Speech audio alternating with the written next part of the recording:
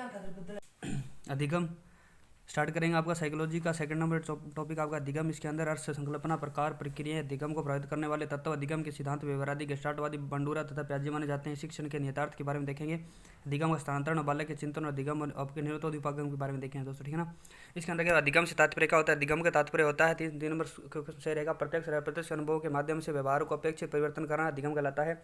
अधिगम का अर्थ होता है सीखना, व्यवहार परिवर्तन, अर्थात अधिगम व्यवहार परिवर्तन की एक प्रक्रिया है। अधिगम सीखना, व्यवहार परिवर्तन स्थायी अस्थायी होता है। स्थायी के अंदर अभ्यास और अनुभव के द्वारा स्थायी होता है। आपका अभ्यास करेंगे, पेश और कर्मेंद्रिय आएगी, अनुभव के द्वारा स्वेदी और आपकी आपकी आ जाएगी, आपकी ज्ञानेंद्रिय आ जाएगी। सीखना विकास की प्रक्रिया है। कथन किसके द्वारा कहा गया? तो सीखना एक आपकी विकास की प्रक्रिया आपका वुडवर्थ के द्वारा कहा गया है। वुडवर्थ कहते हैं किसी भी क्रिया को जो जो कि व्यक्ति के विकास में सहायक होती है उसे सीखने की संज्ञा दी जाती है।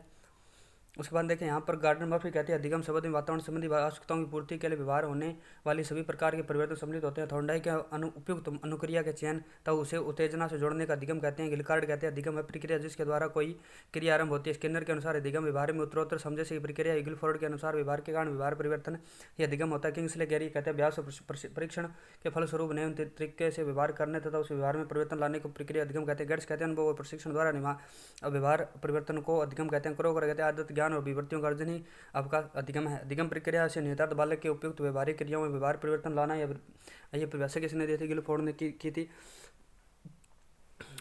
किसी भी ऐसी क्रिया जो कि व्यक्ति के अच्छे या बुरे किसी भी तरह के विकास में सहायक होती है, उसके व्यवहार, वर्तमान व्यवहार और अनुभव को जो भी कुछ भी वो कहते हैं उससे भिन्न बनाती है, सीखने की संज्ञा दी जा सकती है। यह कथन किसका? तो आपके वुडवर्थ का है।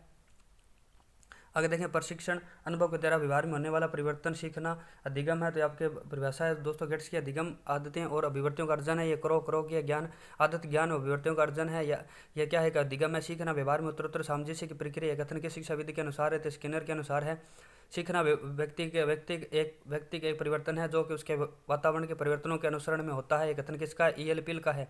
सीखना व्यक्ति के परिवर्तन है जो कि उसके वातावरण के परिवर्तनों के अनुसरण में होता है। कथन किसका? ईएलपीएल का। अभ्यास के कारण व्यवहार में परिवर्तन कहलाता है, आपका अधिगम कहलाता है। अभ्यास एवं प्रशिक्षण के फलस्वरूप नवीन तरीके से व्यवहार करना तो व्यवहार में परिवर्तन लाने की प्रक्रिया को सीखना अधिगम कहते हैं। उसके बाद देखें आपके निष्पादन में परिवर्तन अभ्यास का नियम होता है। अभ्यास का नियम होता है, ये आपके देखें अधिगम होता है। उद्दीपन अनुक्रिया के साथ साचार्य स्थापित करने वाले प्रक्रम को कहते हैं तो आपका अधिगम कहते हैं। सीखना अधिगम की क्या है? प्राणी मात्र के व्यवहार में सुधार लाने की प्रक्रिया है। अधिगम की विशेषता होती है अधिगम व्यवहार में परिवर्तन करता है। अधिगम जीवन पर्यंत सतत प्रक्रिया। अधिगम उद्देश्य पूर्ण लक्ष्य केंद्रित होती है, प्रयोग से भी रहेगा। जीवन में कौन सी अधिगम की विशेषता नहीं है? तो अधिगम मात्र जीवन ज्ञान का अर्जन है, दोस्तों नहीं। अधिगम जीवन पर्यंत चलने वाली प्रक्रिया। अधिगम एक सार्वभौमिक प्रक्रिया। अधिगम उचित समायोजन के सहायक होती है। अधिगम का मात्र नवीनतम ज्ञान का अर्जन करना ये दोस्तों गलत रहेगा। अधिगम की अवधारणा के लिए कौन सा कथन सत्य नहीं है? तो अधिगम व्यवहार में परिवर्तन करता है, अपेक्षाकृत रूप से स्थायी अथवा अंतर परीक्षित करता है। अधिगम अभ्यास द्वारा प्रभावित होता है, ये और अधिगम एक जन्मजात प्रक्रिया, ये दोस्तों गलत है। अधिगम एक कौन सी प्रक्रिया है? तो अधिगम आपके परिवर्तन से व्यवहार परिवर्तन है, प्रक्रिया नहीं है। तो परिवर्तन से परिपक्व से व्यवहार परिवर्तन ये नहीं दोस्तों, व्यवहारगत परिवर्तन है। जीवन पर्यंत संचालित प्रक्रिया और अभ्यास और अनुभव द्वारा सीखना है। सीखना केवल ज्ञान का कौशल प्राप्त ही नहीं है बल्कि व्यवहारगत परिवर्तन भी है। सीखने की प्रक्रिया का क्रम होता है। तो क्रम देखिए, पहले आपके अभिप्रेरक यानी अभिप्रेरणा मिलेगी, उसके बाद में आपकी विभिन्न अनुक्रियाएं होगी, उसके बाद में बाधा आएगी, उसके बाद में आपका सफल प्रयत्न होगा, उसके लक्ष्य प्राप्ति होगी। निम्न में ऐसी कौन सी विशेषता परिपक्वता को अधिगम से अलग करती है? तो यह एक स्वाभाविक प्रक्रिया होती है। अधिगम जीवन पर्यंत चलने वाली स्वाभाविक प्रक्रिया है, न होकर पर्यंत प्रक्रिया होती है। परिपक्वता से तात्पर्य होता है समय का मांसपेशियों स्नायु स्थानों में होने वाले परिवर्तन संबंधी परिणाम होते हैं, जबकि अधिगम का अर्थ वातावरण या दबावों के फलस्वरूप व्यक्ति की क्रियाओं से होता है। अधिगम में वृद्धि की जा सकती है तो आपके प्रोत्साहन देकर की जा सकती है। कौन से प्रकार का व्यवहार में हुआ परिवर्तन अधिगम होता है? तो अभ्यास एवं अनुभव के फलस्वरूप हुआ परिवर्तन आपका अधिगम कहलाता है दोस्तों, ठीक है ना। निम्न में से कौन सा अधिगम की विशेषता है? तो आपके व्यवहार के क्षणिक अस्थायी परिवर्तन जो परिणात्मक अवस्था के फलस्वरूप होते हैं, अधिगम की विशेषता ये नहीं है। जबकि अधिगम व्यवहार में परिवर्तन है। व्यवहार में परिवर्तन अभ्यास अनुभूति के फलस्वरूप होता है। व्यवहार में अपेक्षा और स्थायी परिवर्तन होता है। उसके बाद देखिए शिक्षा मनोविज्ञान में सीखना लक्ष्य है तो सीखने के उपायों को निश्चित करना, यह अधिगम की किस श्रेणी में आता है तो अधिगम प्रक्रिया के अंदर आता है। अधिगम प्रक्रिया में निम्नलिखित चरणों में से कौन सा अप्रचलित है तो इसके अंदर आपके सभी रहेंगे, विवरणा बाधा अनुक्रिया और लक्ष्य सभी रहते हैं अधिगम के अंदर। अधिगम प्रक्रिया व्यक्ति में सीखने की प्रक्रिया सर्वप्रथम प्रेरणा जागृत होती है, फिर मनुष्य लक्ष्य प्राप्ति के लिए विभिन्न अनुक्रियाएं करता है। रास्ते में बहुत बाधाएं आती है जिन्हें मनुष्य हटाने का प्रयास करता है, जिसमें सीखने की क्रिया निहित होती है। ये कई क्रियाएं करने के बाद एक सही अनुक्रिया द्वारा बाधा दूर की जाती है। यह अनुक्रिया ही मनुष्य को पुनर्बल प्रदान करती है, जिससे मनुष्य आगे बढ़ता हुआ अपने लक्ष्य को प्राप्त करता है। अधिगम हेतु निम्नलिखित प्रक्रिया अपनाई जाती है, अभिप्रेरक और विभिन्न अनुक्रियाएं, अवरोधन, पुनर्बलन, सफल प्रयत्न और लक्ष्य। स्मिथ ने इन सोपानों के सार रूप में निम्न प्रकार से चर्चा की है। संक्षिप्त रूप में अधिगम की प्रक्रिया में कोई अभिप्रेरक या चालक, कोई आकर्षक लक्ष्य और इन लक्ष्यों की प्राप्ति से संबंधित कोई बाधा या कठिनाई उपस्थित रहती है तो ये सभी ही बहुत ही आवश्यक है। निम्नलिखित में से कौन सा अधिगम प्रक्रिया का तार्किक रूप होता है तो आवश्यकता, तत्परता, स्थिति और अंतःकरण होता है। आवश्यकता, तत्परता, स्थिति और अंतःक्रिया होती है। अधिगम प्रक्रिया में सही कड़ी का चयन कीजिए तो आपके लक्ष्य प्रेरक लक्ष्य संयोजन परिवर्तन होता है। प्रेरक लक्ष्य संयोजन परिवर्तन होता है। सीखने की प्रक्रिया के 4 चरण कौन से होते हैं तो आपके उद्देश्य, क्रिया, मूल्यांकन, अनुभव होता है। उद्देश्य, क्रिया, मूल्यांकन, अनुभव होता है। व्यवहार का करना पक्ष है तो आपकी सीखने की गति की क्रियात्मक क्षेत्र होता है। सीखने की गति या क्रियात्मक क्षेत्र होता है। व्यवहार का करना कौन सा कथन अधिगम की प्रकृति को सही प्रकार से निर्देशित करता है। अधिगम प्रक्रिया एवं उत्पाद दोनों करता है। अधिगम की प्रकृति देखिए, अधिगम एक सक्रिय स्थित प्रक्रिया, अधिगम प्रक्रिया तथा उत्पाद दोनों है अभिक्रिया। अधिगम मानव की एक समृद्धि है पर अधिगम मानसिक क्षमताओं के विकास की एक प्रक्रिया होती है। अधिगम व्यवहार परिवर्तन होता है। अधिगम विकास की प्रक्रिया, अधिगम आवश्यकताओं की संतुष्टि मात्र है। अधिगम एक सामाजिक प्रक्रिया है। अधिगम सकारात्मक नकारात्मक दोनों प्रकार का होता है। अधिगम एक विवेकपूर्ण प्रक्रिया है। अधिगम एक समझने की प्रक्रिया। अधिगम एक समस्या समाधान होती है। अधिगम एक खोज की प्रक्रिया होती है। निम्न में से कौन सी अधिगम की विशेषता नहीं है तो यहाँ पर अधिगम व्यवहार में परिवर्तन होता है। अधिगम समायोजन में सहायक होता है। अधिगम क्रियाशीलता और वातावरण की उपज होती है। अधिगम एक उत्पाद में प्रक्रिया नहीं है दोस्तों, ठीक है ना। अधिगम का सर्वाधिक उपयुक्त उद्देश्य होता है तो व्यवहार का रूपांतरण होता है। निम्न में से कौन सा अधिगम में निर्मित करण का सिद्धांत नहीं है तो आपका अधिगम संदर्भित होता है। अधिगम सामाजिक क्रिया है। अधिगम एक सक्रिय क्रिया है जबकि ये तत्कालिक नहीं होता है। सीखने का प्रकार जिसमें प्रक्रिया का विवेचन किया जाता है और जिसके द्वारा शिक्षार्थी परिकल्पना या सामान्य सिद्धांत प्रस्तुत करता है। जब अनेक प्रकार के जांच को क्रियान्वित किया जाता है तो जिससे वह स्पष्ट होता है तो यह सही है कि या नहीं है इसे कहते हैं तो इसका निगमन अधिगम कहते हैं। निम्न में से प्रभावशाली अधिगम के मुख्य अवरोधक नहीं है तो मुख्य अवरोधक आपका विकास नहीं, जबकि प्रेरणा का अभाव है, उदासीनता है, सीखने की परिस्थिति, ये सभी रहेंगे। अवरोधक व्यवहार में संशोधन की प्रक्रिया कहलाती है तो आपकी अधिगम कहलाती है। निम्न में से कौन सा प्रकार ये के अनुसार अधिगम का प्रकार नहीं है तो आपकी कल्पनाशील अधिगम, ये आपका अधिगम का प्रकार नहीं है। जबकि निपुणता द्वारा अधिगम, संज्ञानात्मक अधिगम और अभिवर्त्यात्मक अधिगम ये सभी रहेंगे। रॉबर्ट्स कहने के अनुसार अधिगम अनुक्रम के सिद्धांत में उन्हें अधिगम के खालिस्तान प्रकार परिस्थितियां बताई है तो आप क्या स्थितियां बताइए। द कंडीशन ऑफ लर्निंग पुस्तक के लेखक आई.एन. गेने ने इस पुस्तक के प्रकाशन वर्ष 1965 में किया था। आई.एन. गेने ने इस पुस्तक में अधिगम के 8 प्रकार बताए। संकेत अधिगम, उद्दीपक अनुक्रिया अधिगम, श्रृंखला अधिगम, शाब्दिक साहचर्य अधिगम, बहुविवेदी अधिगम, संप्रत्य अधिगम, नियम अधिगम, समस्या समाधान अधिगम। The condition of the learning पुस्तक के लेखक कौन है तो आपके गेने हैं दोस्तों। उसके बाद देखें यहाँ पर रॉबर्ट गेने के अनुसार निम्न में से कौन सा सह अधिगम का प्रकार नहीं है तो अंतर्दृष्टि अधिगम नहीं है, जबकि संकेत अधिगम, श्रृंखला अधिगम, साहचर्य अधिगम ये सभी रहेंगे। प्रभावशाली अधिगम के आयाम होते हैं तो आपके संकेत अधिगम, श्रृंखला अधिगम, अनुत्तेजक अनुक्रिया अधिगम, उपरोक्त सभी, ठीक है ना, सभी रहेंगे। श्रृंखला अधिगम संबंधित है तो गहने से है। संकेत अधिगम तो गहने सीखने का सामान्यतः जाना जाता है तो आपका परंपरागत संबद्धता अधिगम जाना जाता है। अधिगम का यह प्रकार पावलोव के शास्त्रीय परंपरागत अनुबंधन सिद्धांत प्रक्रिया पर आधारित होता है जिसमें प्राणी एक संकेत के प्रति प्रक्रियाएं करना शुरू करता है। पावलोव अनुबंधन सिद्धांत के अनुसार जब प्राणी को प्राकृतिक अप्राकृतिक उद्दीपक लंबे समय तक साथ साथ दिए जाते हैं तो प्राकृतिक उद्दीपक हटाकर केवल अप्राकृतिक उद्दीपक ही दिया जाता है तो प्राणी अधिगम अप्राकृतिक उद्दीपक के प्रति ठीक वैसे ही प्रतिक्रियाएं करता है जैसे कि वह प्राकृतिक उद्दीपक का सुमन के प्रति करता है तो अप्राकृतिक उद्दीपक का स्टू की संकेत कार्य करता है। संकेत अधिगम के अंतर्गत सीखा जाता है तो आपका पारंपरिक अधिगम सीखा जाता है, अनुकूलन सीखा जाता है। अधिगम के 2 प्रकार बताएं, आगमन और निगमन अधिगम होता है। निम्न में से किस प्रकार के अधिगम को गेने ने अपनी अधिगम सोपान में सर्वाधिक निम्न स्थान दिया तो आपके संकेत अधिगम को दिया है। प्रसिद्ध मनोवैज्ञानिक रॉबर्ट गेने ने अधिगम के विशेष प्रकार के पदानुक्रम की व्यवस्था की है। समस्या समाधान अधिगम को सर्वाधिक उच्च स्थान दिया जबकि संकेत अधिगम को निम्न स्थान पर रखा है। गेने के अनुसार विद्यालय विषयों का अधिकांश अनुदेशन सीखने एवं प्रयोग से संबंधित होता है तो आपके संपर्क और नियम से होता है। गेने के अनुसार निम्न में से कौन सा अधिगम का प्रकार नहीं है तो आपका अन्वेषण अधिगम नहीं है, जबकि उद्दीपन अनुक्रिया समस्या समाधान संपर्क है, अन्वेषण नहीं है। गेने के अनुसार निम्न में से कौन सा सही है तो आपके देखें संकेत अधिगम, उद्दीपक अनुक्रिया, आपके नियम अधिगम संप्रति अधिगम का अनुगमन करता है, ये दोस्तों सही रहेगा आपका, सही है। तो नियम अधिगम संप्रति अधिगम का अनुगमन करता है, ये सही रहेगा दोस्तों, ठीक है। उसके बाद देखिए ज्ञानी के अनुसार अधिगम का उच्चतम स्तर कौन सा होता है, तो आपका समस्या समाधान अधिगम होता है। किसी अनुक्रिया को योजित करने के लिए सिद्धांत का प्रयोग करना यह अधिगम सिद्धांत का प्राकृतिक विस्तार है। समस्या सुलझाते समय छात्र पूर्व में सीखे गए नियमों सिद्धांतों की कुछ समानता पाते हैं, उन्हें समस्या के हल में प्रयोग किया जा सकता है। ज्ञानी के अनुसार इस प्रकार का अधिगम तब होता है जब व्यक्ति चिंतन करने लगता है और उच्च स्तरीय नियमों की समीक्षा सिद्धांतों के आधार पर करने लगता है। समस्या समाधान अधिगम अधिगम तभी होगा जब व्यक्ति के नियम अधिगम कर लिए जाए। यह नियम अधिगम की उच्च अवस्था है। समस्या समाधान अधिगम उच्च अवस्था है। समस्या समाधान अधिगम के लिए नियम सिद्धांतों का आना पूर्व आवश्यक होता है। सीखने का पठार सीखने की प्रक्रिया के मुख्य अभिलक्षण है जो स्थिति को प्रकट करते हैं। सीखने जिसमें सीखने की प्रक्रिया में कोई उन्नति नहीं होती है, इसे कथन किसका है, तो आपके रोज का है। सीखने का पठार सीखने की प्रक्रिया के मुख्य अभिलक्षण है, स्थिति को प्रकट करते हैं, तो इस सीखने की प्रक्रिया में कोई उन्नति नहीं होती है, रोज से संबंधित है। सीखने के वक्र देखें, सीखने का वक्र होता है सीखने की प्रकृति के सूचक होते हैं।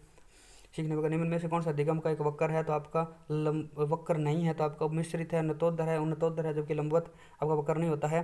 आगे देखिए लंबवत अधिगम का वक्र नहीं होता है। अधिगम वक्र सीखने की मात्रा गति उन्नति और अवनति को प्रदर्शित करते हैं। बीएफ स्किनर के अनुसार अधिगम वक्र किसी दी हुई क्रिया में उन्नति अवनति का कागज पर विवरण होता है। अधिगम वक्र मुख्यतः 4 प्रकार के होते हैं। सरल के समान निष्पादन होता है, उन्नतोदर यानी ऋणात्मक होता है, नतोदर यानी धनात्मक होता है, नतोदर धनात्मक होता है, उन्नतोदर ऋणात्मक होता है, मिश्रित आपका अवग्रह हास होता है। निम्न में से कौन सा कारक अधिगम को प्रभावित करने वाला नहीं है, तो आपका उद्देश्यहीनता नहीं है, जबकि अधिगम कहता है अधिगम अनुभव है, मानसिक भौतिक संसाधन है।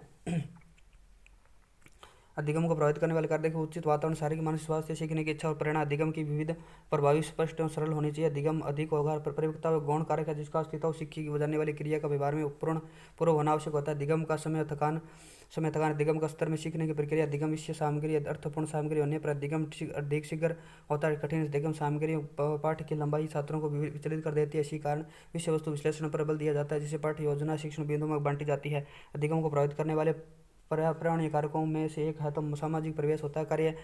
कार्यात्मक प्रतिबद्धता सिद्धांत प्रक्रिया कुछ मुख्य कारक निम्न में से कौन सा है, तो आपका पुनर्बलन है। यदि सूत्र अल बराबर ई एफ पी एफ अल अधिगम को इंगित करता है तो ई एफ और पी एफ को इंगित करते हैं।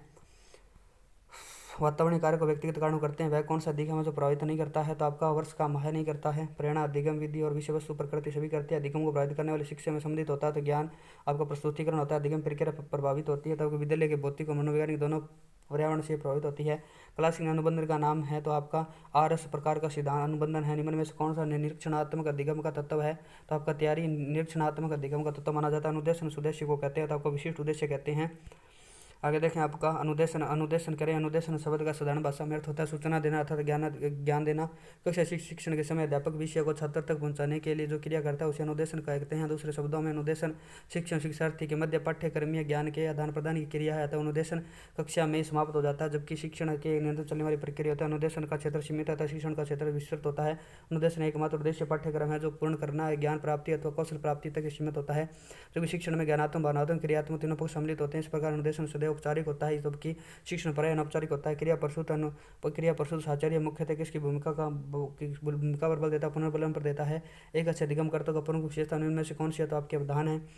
अधिगम प्रतिफल का तात्पर्य होता है तो शिक्षक के व्यवहार में होने वाले परिवर्तन होता है। निम्न में से कौन सी सीखने के संबंध में सही है, तो आपके सीखना बिना किसी उद्देश्य के भी हो सकता है। निम्न में से कौन सा प्रभावी अधिगम का अवरोध नहीं है, तो आपके देखें प्रेरणा का अभाव, जीवन में सेना जोड़ना, अधिगम परिस्थिति, ये सही रहेंगे, जबकि इनमें से कोई नहीं रहेगा, ठीक है ना। अधिगम के लिए सबसे महत्वपूर्ण स्थिति कौन सी होती है, तो आपकी कक्षा वातावरण होता है। किसी व्यक्ति का अधिगम होता है तो आपका जीवन पर्यंत होता है कि सीखना एक लक्ष्य निर्धारित क्रिया है, इसकी सफलता के लिए कारकों का योगदान होता है, तो आपको वातावरण विद्यार्थियों का बल युक्त प्रेरणा विद्यार्थियों की मानसिक व्यवस्था सभी का होता है। अधिगम होता है तो आपका दोनों विद्यालयों में विद्यालय के बाहर भी होता है। निम्न में से कौन सा अधिगम की प्रक्रिया का परिणाम नहीं है, तो यहाँ पर ज्ञान संकल्पना विवर्ती है जबकि परिपक्वता नहीं है। जेपी गिलफोर्ड के अनुसार अधिगम होता है तो आपके व्यवहार में परिवर्तन होता है। जेपी गिलफोर्ड के अनुसार देखिए निम्न में से कौन सी अधिगम की आधारभूत शर्त नहीं है, आधारभूत शर्त नहीं है, तो यहाँ पर आपकी संलग्नता है, अभ्यास है, पुनर्बलन, जबकि प्रतिपादन नहीं है। करो के अनुसार अधिगम में प्राप्त करना होता है तो आपके ज्ञान और विवर्ती होती है। निम्न लिखित में से कौन सी मुख्य क्रिया अधिगम के संज्ञानात्मक सिद्धांत का गुण है, तो चिंतन और अधिगम होता है। अधिगम जीवन पर्यंत प्रक्रिया है जो पूर्ण होती है। आपके विद्यालय परिवार और समाज में प्रयोग सभी में होती है। दंड पुरस्कार और दंड का अनुचित प्रयोग अधिगम को बनाता है तो आपका प्रभावहीन बनाता है। अच्छा अधिगम निर्भर करता है तो आपके शिक्षक पर छात्रों की सक्रिय रुचि पर उपयुक्त शिक्षण विधियों सहायक सामग्री के उपयोग और उपयोग सभी पर करता है। करता है। जीवन भर चलने वाली संकल्पना की उत्पत्ति का आधार क्या है? आपका आधार क्या रहेगा? तो दोस्तों यहाँ पर आपका रहेगा ज्ञान की गतिक विकास रहेगा। निम्न में से कौन सा कथन सही नहीं है? तो यहाँ पर अधिगम हमेशा प्रेक्षणीय होता है, ये गलत रहेगा। अधिगम संयोजन है, अधिगम सार्वभौमिक है, अधिगम का परिणाम व्यवहार परिवर्तन होता है, ये गलत रहे, ठीक है ना। ये सभी सही है, जबकि अधिगम एक प्रेक्षणीय होता है, ये गलत है। अधिगम के लिए आवश्यक होता है, तो अधिगम के लिए स्व अनुभव, स्व चिंतन और स्व क्रिया सभी रहेगी। अधिगम शाब्दिक अर्थ है, जिसके द्वारा समझाया गया है, तो आपके डेविड आसुबल को समझाया गया। अधिगम एक प्रक्रिया है, तो अनुभव द्वारा अर्थ ग्रहण निर्माण को अधिगम द्वारा एक प्रक्रिया है, तो अनुभव द्वारा अर्थ निर्माण की प्रक्रिया आपकी क्या कराएगी? अनुभव द्वारा अर्थ निर्माण की प्रक्रिया अधिगम कहलाएगी। इनमें से कौन सा कथन अधिगम की प्रक्रिया को उचित ढंग से प्रस्तुत करता है? तो आपका व्यवहार में परिवर्तन करता है, परिपक्वता इत्यादि से व्यवहार में उत्पन्न परिवर्तन को ही अधिगम कहा जाता है। तो ये नहीं दोस्तों, इसके अंदर परिपक्वता से अधिगम नहीं होता है, ये नहीं रहेगा। आगे देखें, परिपक्वता से तात्पर्य शिशुओं के विकास वृद्धि की प्रक्रिया होने से होता है, अर्थ संभवतः इससे भी व्यवहार में परिवर्तन होता है। अधिगम में परिपक्वता में अंतर पाया जाता है। परिपक्वता एक जन्मजात क्रिया, जबकि सीखना एक अर्जित प्रक्रिया। अधिगम क्रम में कौन सी क्रिया बालक सबसे पहले करता है? तो आपका आत्मसात करता है। छात्रों की सीखने योग्यता निर्भर करती है उसके व्यक्तिगत भिन्नता पर करती है। अधिगम को प्रभावित करने वाला व्यक्तिगत कारक होता है, तो आपका परिपक्वता और आयु होती है। निम्न में से कौन से अधिगम से प्रत्यक्ष प्रभावित होता है? तो आपका प्रतिवर्ती क्रियाएं नहीं, प्राथमिक अभिप्रेरणा आपके प्रत्यक्ष रूप से प्रभावित होती है। प्रतिलोमन अधिगम का एक विशिष्ट चरण है, जो अधिगम को खलिस्तान चरण का पूर्ववर्ती मानता है। तो आपका समानीकरण मानता है। समानीकरण समान उद्दीपकों के प्रति समान अनुक्रिया करने को, अर्थात मूल उद्दीपक से मिलते जुलते अन्य उद्दीपकों के प्रति भी इस प्रकार की अनुक्रिया करना समानीकरण कहलाता है। आगे देखें दोस्तों, आगे है हम करके सीख सकते हैं। किसी ने कहा था, तो ये आपके डॉक्टर मैस ने कहा था, सीखी गई बात को धारण करने और पुनः स्मरण करने की में सफलता हो असफल होना कहलाता है, तो आपका विस्मरण कहलाता है। अधिगम को प्रभावित नहीं करने का कारक होता है, तो खोज होती है। निम्न में से कौन सा कारक अधिगम में बाधक होता है? तो आपका अधिगमित निस्सहायता होती है। करके सीखना का विचार दिया था आपको जॉन डेवी ने दिया था। शिक्षण के क्षेत्र में डब्ल्यू.एच. किलपैट्रिक ने सर्वप्रथम परियोजना विधि का प्रयोग किया 1918 में किया था, जिसमें प्रयोग करते हुए सीखने का अधिक बल दिया गया है। कौन सी विधि करके सीखने पर आधारित होती है? तो परियोजना विधि होती है। अगर देखिए, अधिगम का सहसंबंध प्रतिक्रिया सिद्धांत निम्न में से किसने प्रदार्थित किया? आई.पी. पावलोव ने किया था। रूस के प्रसिद्ध मनोवैज्ञानिक आई.पी. पावलोव ने 1904 में अनुकूलित अनुक्रिया के सिद्धांत का प्रतिपादन किया। अनुकूलित अनुक्रिया का अर्थ होता है अस्वाभाविक उत्तेजना के प्रति स्वाभाविक प्रतिक्रिया का अनुक्रिया का उत्पन्न करना। शास्त्रीय अनुबंध सिद्धांत होता है। परंपरागत अनुबंध सिद्धांत दिया था। उद्दीपक अनुक्रिया सिद्धांत दिया था। अस्वाभाविक अनुक्रिया सिद्धांत दिया था। अनुकूलित अनुक्रिया सिद्धांत दिया। अनुबंधन का सिद्धांत दिया।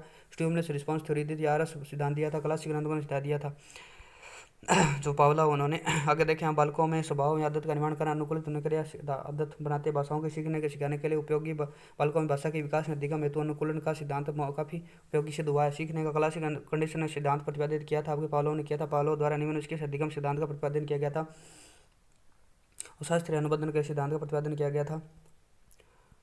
आगे देखें, परंपरागत संबद्धता का सिद्धांत किसने प्रतिपादित किया था? तो आगे पावलोव ने किया था। पावलोव के शास्त्रीय अनुबंधन सिद्धांत के अंदर पहले ध्वनि तत्पश्चात भोजन प्रस्तुत किया जाता है।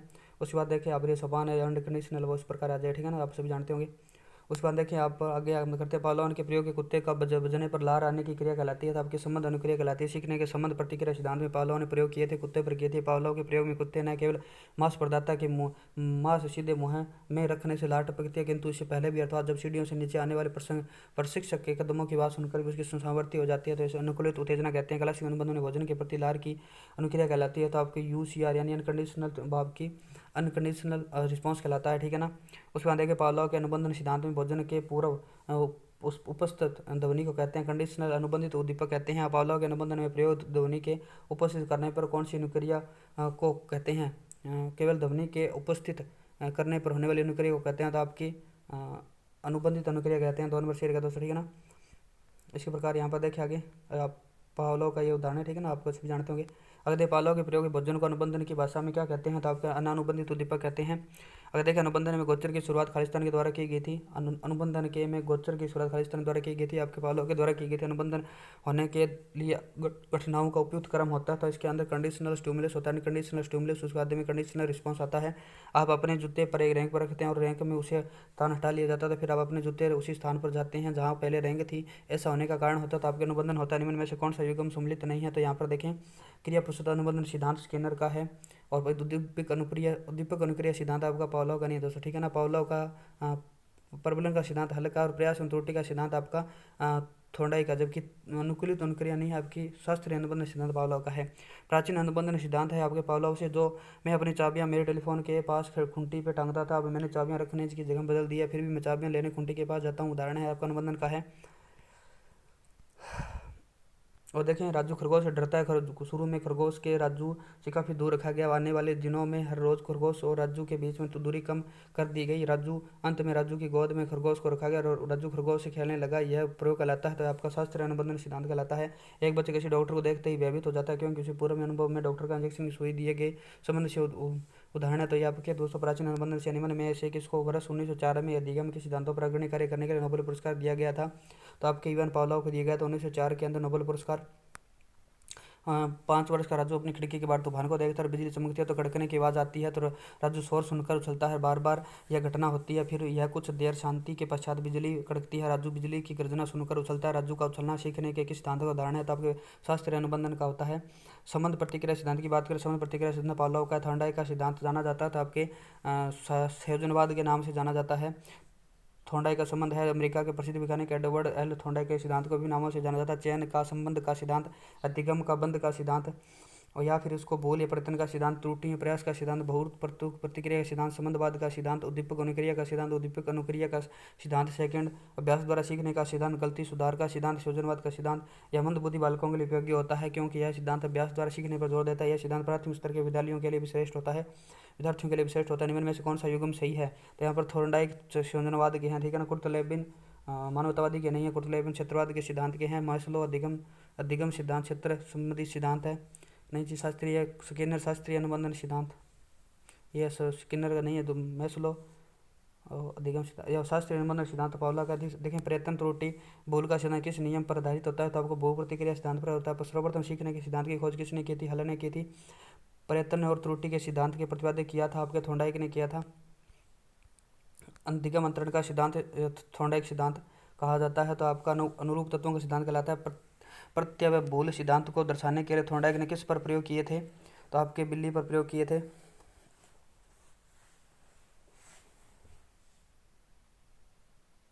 देखिए थॉर्नडाइक ने अपना प्रयोग एक भूखी बिल्ली पर किया। भूखी बिल्ली को एक बॉक्स में बंद कर दिया। बॉक्स के बाहर भोजन रख दिया। बॉक्स से बाहर आने के बाद एक बटन था जो की दबाने पर बॉक्स का दरवाजा खुल जा सकता था।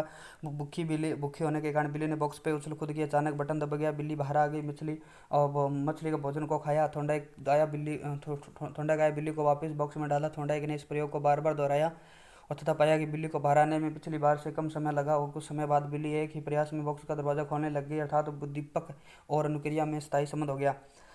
थॉर्नडाइक द्वारा प्रतिपादित सीखने के मुख्य नियम है। तो आपके मुख्य नियम 2 नियम है। आपके मुख्य नियम 3 नियम है। आपके तत्परता नियम, अभ्यास नियम, प्रभाव का नियम। थॉर्नडाइक अधिगम का नियम कहलाता है। तो आपके तत्परता, अभ्यास और प्रभाव का नियम उपरोक्त चारों कहलाते हैं।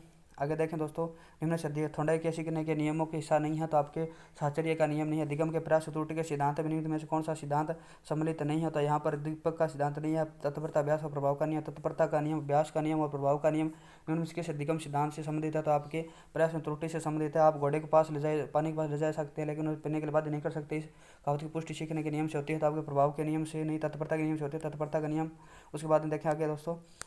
आगे अधिगम की तत्परता का नियम का अर्थ होता है, इसके अंदर 4 ऑप्शन होता है, ठीक है। निम्न में से कौन सा कथन सत्य है, कौन सा कथन सत्य है? तो यहाँ पर देखिए घोड़े को तालाब के पास ले जाया जा सकता है लेकिन उसको पीने के लिए बाध्य नहीं किया जा सकता। सीखने की तत्परता खालिस्तान की ओर संकेत करती है। तो आपके थॉर्नडाइक की तत्परता के नियम की ओर करती है। सक्रिय अनुबंधन जिस उद्दीपक अनुक्रिया संबंध पर आधारित होता है तो आपके अभ्यास और नियम पर होता है। यह अभ्यास का नियम है। जितना ज़्यादा अभ्यास करेगा अनुबंधन उतना ज़्यादा अधिक होगा। इनमें से कौन सा अधिगम का एक मुख्य थॉर्नडाइक का नियम है? तो आपके अभ्यास का नियम, जबकि ये उपयोग का नियम, आत्मकरण का नियम, मनोवर्ती का नियम आपके गौण नियम होते हैं। अभ्यास के नियम द्वारा छात्रों में विकसित होती है तो आपकी कुशलता विकास होता है। किसी क्रिया को बार बार दोहराने से उसका संबंध आपका दृढ़ हो जाता है। उक्त कथन थॉर्नडाइक ने किस नियम से संबंधित था? आपके अभ्यास के नियम से। थॉर्नडाइक के प्रभाव का नियम शैक्षणिक महत्व नहीं है। तो आपका शैक्षणिक महत्व नहीं है। तो रुचियों में वृद्धि है, संवेगों में नियंत्रण है और आपके अपराधी बालकों का उपचार है, जबकि श्रवण शक्ति में कमी है। तो आपका इसका नहीं रहेगा दोस्तों, ठीक है ना।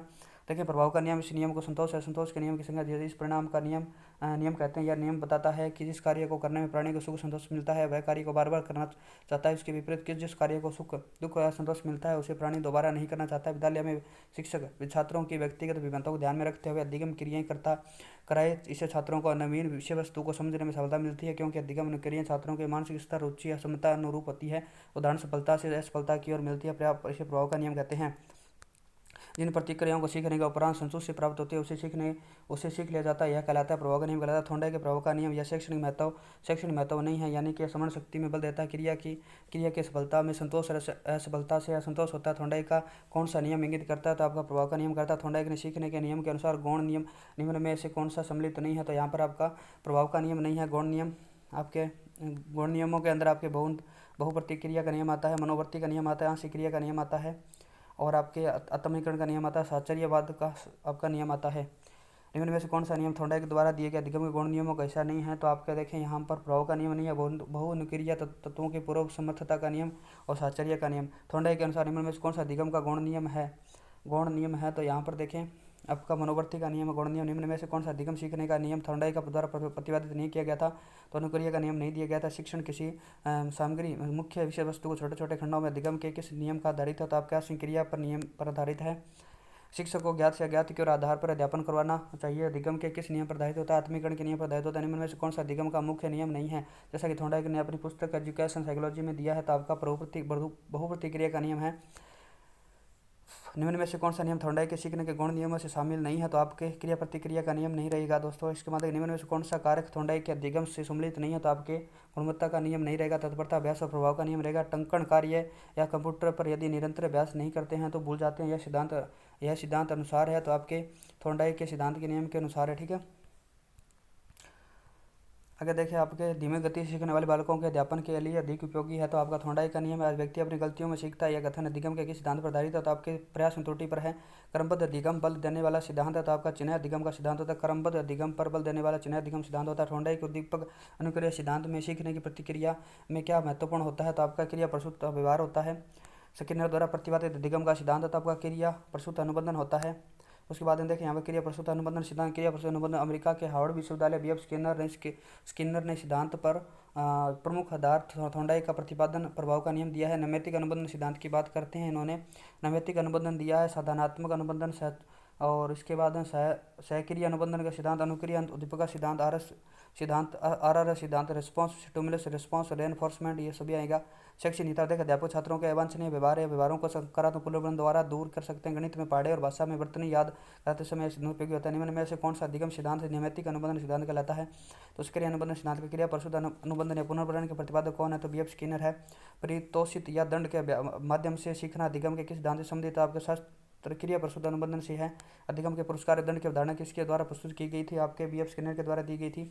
निम्न में कौन सा सिद्धांत परिणामों द्वारा सीखने से संबंधित होता है, तो आपका क्रिया अनुबंधन सिद्धांत और क्रिया प्रसूत अनुबंधन होता है। दंड व पुरस्कार के समावेशन द्वारा नवीन व्यवहार के विकास अनुक्रिया की प्रायिकता में वृद्धि होने को कहा जाता है, तो आपका क्रिया प्रसूत अनुबंधन कहा जाता है। इस नियम के अनुसार यदि कोई किसी क्रिया या व्यवहार के बाद आनंद की अनुभूति होती है तो प्राणी उस व्यवहार को दोहराना चाहता है। इसके विपरीत यदि किसी अनुक्रिया के पश्चात असंतोष या दुख का अनुभव होता है तो प्राणी उस व्यवहार को पुनः दोहराना चाहता है। इस प्रकार जिससे व्यवहार को उत्तेजन अनुक्रिया का बंधन कमजोर हो जाता है। यही नियम स्किनर की क्रिया प्रसूत अनुबंधन का आधार होता है। निम्न में से किस सिद्धांत में पुनर्बलन का सिद्धांत भी कहा जाता है, तो क्रिया प्रसूत अनुबंधन सिद्धांत को कहा जाता है। क्रिया प्रसूत अनुबंधन सिद्धांत को पुनर्बलन का सिद्धांत भी कहा जाता है। सिद्धांत के प्रतिपादक बीएफ स्किनर के अनुसार क्रिया अनुक्रियाओं को जानवरों द्वारा मानव द्वारा अनैच्छिक रूप से की जाती है, क्रिया प्रसूत कहलाती है। सिद्धांत के अनुसार प्राणी पर्यावरण सक्रिय होकर स्वयं कार्य करता है तथा पुनर्बलन के आधार पर उसकी पुनरावृत्ति करता है। वह अधिगम जो व्यवहार के प्रभाव को परिमाणित होता है कहलाता है, तो आपका क्रिया प्रसूत अनुबंधन कहलाता है। क्रिया प्रसूत अनुबंधन में पुनर्बलन निर्भर करता है, तो आपके अनुक्रिया की प्रकृति पर करता है। अगर देखें निम्न में से कौन सी क्रिया प्रसूत अनुबंधन प्रक्रिया से संबंधित नहीं है, तो आपके अनुकरण नहीं है। निम्नलिखित में से किस मनोवैज्ञानिक को मौलिक व्यवहारिक के रूप में वर्णित किया गया है, तो आपके स्किनर को कहा गया है। अभिक्रमित अधिगम मॉडल के जनक माने जाते हैं, तो स्किनर माने जाते हैं। स्किनर ने सिद्धांत के लिए किस पर प्रयोग किया था, तो आपके कबूतर या चूहे पर किया था। शेपिंग की संकल्पना दी गई थी, तो आपके स्किनर के द्वारा दी गई थी। स्किनर के अनुसार किसी भी वांछित व्यवहार करवाने सिखाने के लिए छोटे छोटे प्रयासों द्वारा उसी उस दिशा में लाने की प्रक्रिया को शेपिंग कहते हैं। स्किनर द्वारा किए गए प्रयोग स्किनर ने चूहे और कबूतर पर नहीं प्रयोग किया। स्किनर ने यह ध्वनिहीन बॉक्स बनाया जिसमें लीवर को दबाने से भोजन के कुछ दाने आ जाते हैं। एक भूखे चूहे को स्किनर ने बॉक्स में रखा था। चूहे पर इधर उधर घूमकर कुछ ढूंढना शुरू किया तो उछल कूद से उसके द्वारा लीवर दब गया। भोजन के दाने प्याले में आ गए और चूहे ने भोजन को खा लिया। चूहा फिर इधर उधर घूमते लीवर को दबा और फिर भोजन प्राप्त हुआ। धीरे धीरे वह लीवर को दबाना सीख गया क्योंकि लीवर के दबने से उसे भोजन प्राप्त होता था। चूहे के व्यवहार का लेखा बनाने पर पाया कि प्रत्येक अगली बार लीवर को दबाने से चूहे ने पहले की तुलना में कम प्रयास किया था। निम्न में क्रिया प्रसूत व्यवहार नहीं है। क्रिया प्रसूत नहीं, कांटा लगने में पैर हटना, ये क्रिया प्रसूत नहीं। हाथ पैरों को चलाना, भोजन करना, खड़े होकर इधर उधर चहलकदमी करना, ये सभी हैं। कांटे लगने पर पैर हटाना उद्दीपक कांटा है और ज्ञात है तो पैर हटाना अस्वैच्छिक क्रिया है, जबकि अन्य विकल्पों में उद्दीपक ज्ञात नहीं है, वह क्रिया स्वैच्छिक हो रही है, अर्थात कार्य करने का कारण ज्ञात नहीं है। निम्न में से अनुबंधन का कार्य, अनुबंधन कौन सा प्रकार उद्दीपकों के साथ साथ घटित होने पर आधारित न होकर व्यवहार के परिणामों या प्रभावों पर निर्भर करता है, तो क्रिया प्रस्तुत अनुबंधन कहता है। निम्न में से कैसी अनैच्छिक व्यवहार जिसके परिणामों को पूर्ववर्ती शक्तिशाली व कमजोर होता है, तो आपका क्रिया प्रस्तुत अनुबंधन होता है। एक प्रोफेसर वेब स्किनर नियमों के अनुसार एक परीक्षण का निर्माण कर रहा है। संपर्क जो कि इस परीक्षण में केंद्र पर होता है वह होता है आपका पुनर्बलन अनुसूचियाँ होती है। पावलोव व स्किनर निम्न में से किससे संबंधित होते हैं, तो आपके व्यवहारवाद से संबंधित है। पावलोव स्किनर अंतर्दृष्टि सूझ द्वारा सीखना सिद्धांत किसने दिया था, तो आपके कोहलर ने दिया था। कोहलर एक अंतर्दृष्टि के सिद्धांत प्रतिपादक गेस्टवाल्ड मनोवैज्ञानिक तथा विशेषकर कोहलर और कोपका द्वारा दिया गया था। सिद्धांत के उपागम गेस्टवाल्ड सिद्धांत, पूर्ण अंश का सिद्धांत, समग्रवाद का सिद्धांत, अंतर्दृष्टि का सिद्धांत, सूझ और समझ का सिद्धांत है। शैक्षिक नियता देखें, गणित, विज्ञान और व्याकरण जैसी तार्किक विषयों का अध्ययन इस विधि में किया जाता है। इस सिद्धांत बालकों की बुद्धि, कल्पना, तर्क शक्ति का विकास करता है। निम्न में से कौन सा युग्म सही है, तो यहाँ पर देखिए कोहलर पावलोव के उत्तर्जन पावलोव या कोहलर का अंतर्दृष्टि सूझ का सिद्धांत है। कोहलर ने विकसित किया था आपके इनसाइट सिद्धांत सिद्धांत दिया था। कोहलर का दिगम का सिद्धांत निम्न में से किस नाम से जाना जाता है, तो आपका अंतर्दृष्टि सूझ का सिद्धांत के नाम से जाना जाता है। शिव समस्या के अचानक समाधान की वकालत करने वाले सिद्धांत का नाम है, तो आपका सूझ का सिद्धांत है। अंतर्दृष्टि सिद्धांत के प्रतिपादक माने जाते हैं तो कोहलर माने जाते हैं।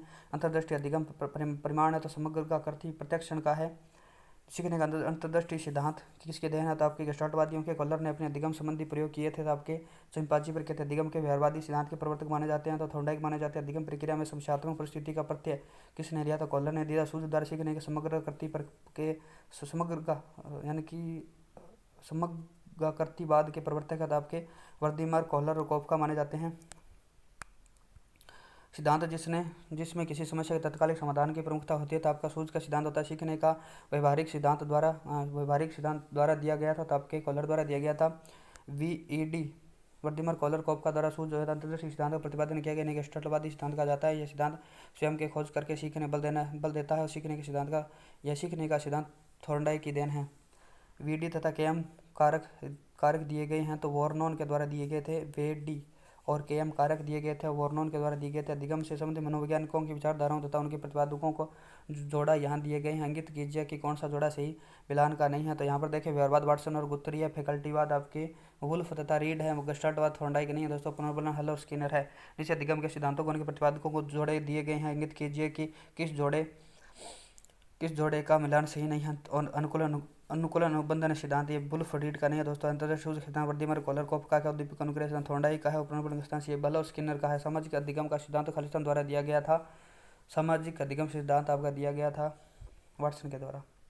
नहीं दोस्तों, वाटसन नहीं व्यवहारवाद दिया था। अल्बर्ट बांडुरा के द्वारा सामाजिक अधिगम सिद्धांत दिया गया था। अल्बर्ट बांडुरा देखे कनाडा दूसरों को देखकर अपने अनुरूप व्यवहार करने के कारण यह द्वारा दूसरों के व्यवहारों को अपने जीवन को उतारने, समाज द्वारा स्वीकृत व्यवहार को धारण करने तथा मान्य व्यवहारों को त्यागने के कारण सामाजिक अधिगम कहलाता है। मनोवैज्ञानिकों ने अधिगम के जो सिद्धांत प्रतिपादित किए हैं उन्हें प्राय जानवरों का प्रयोग करके सीखने की प्रक्रिया समझाने का प्रयास किया, लेकिन पशुओं पर किए गए प्रयोगों के परिणामों को बालक पर लागू करने में शिक्षक को संदेह प्रकट करने लगे। शिक्षा शास्त्रियों का विचार है कि बालक सामाजिक जीवन में अनुकरण द्वारा सीखता है। किसी प्रतिमान के व्यवहार को देखकर बालक अपना अनुकरण करने का प्रयास करता है, अर्थात किसी प्रतिमान द्वारा किए गए विशिष्ट व्यवहार के अवलोकन से अर्जित नवीन प्रतिक्रियाओं को ग्रहण करना ही अनुकरणात्मक सीखना कहलाता है। बांडुरा ने सामाजिक अधिगम पर अपने संपूर्ण व्यावसायिक जीवन में कार्य किया है। उन्होंने अपने सिद्धांत में सामाजिक अधिगम सिद्धांत सामाजिक संज्ञानात्मक सिद्धांत नाम दिया। बांडुरा को कुछ लोग संज्ञानात्मक मनोवैज्ञानिक मानते हैं क्योंकि उन्होंने विवरणात्मक कारकों व स्व नियंत्रण तंत्र को व्यक्ति के व्यवहार के लिए उत्तरदायी माना है। वातावरणीय कारकों को महत्व नहीं दिया है। प्राय उन्हें संज्ञानात्मक आंदोलन का प्रवर्तक, फादर ऑफ कॉग्निटिव मूवमेंट माना जाता है। इस दृष्टि से बांडुरा ने कई प्रयोग किए हैं। उनके द्वारा किए गए प्रयोगों में बोबो डॉल यानी कि जो बेबी डॉल है उसके बाद स्टडीज़ यानी बोबो डॉल स्टडीज जीवित जोकर पर किया गया प्रयोग विशेष महत्वपूर्ण है। बांडुरा ने अपनी पुस्तक social foundation of the thought of action या सामाजिक संज्ञानात्मक सिद्धांत की रूपरेखा प्रस्तुत किया। अध्ययन के उपरांत कहा है कि वातावरण के फलस्वरूप व्यवहार विकसित होता है। यह सत्य है। उदाहरण छोटे बच्चे विवाह समारोह, जन्मदिन, प्रतिवर्ष चोर और सिपाही, घर रख रखाव आदि खेल खेलते हैं। वे अपने घरों में ऐसा सब करते हैं। ऐसा वे समाज और टेलीविज़न में देखते हैं तो पुस्तक में पढ़ते हैं। इस प्रकार से दोस्तों ये आपका अधिगम का टॉपिक है वो यहाँ पर अभी बहुत मेरे से बड़ा है ये टॉपिक, इसलिए मैंने इसको हाफ लिया है। और अब इसके आगे जो आप इसका यानी आधा जो टॉपिक है वह करेंगे, आधे जो इसके क्वेश्चन है वो आगे नई वीडियो के अंदर वीडियो के अंदर देखेंगे। तो तब तक के लिए जय हिंद जय भारत। चैनल को लाइक करें, सब्सक्राइब करें दोस्तों, अपने दोस्त के साथ दोस्तों के साथ में शेयर करें दोस्तों। मिलते हैं नेक्स्ट वीडियो में, तब तक के लिए जय हिंद जय भारत।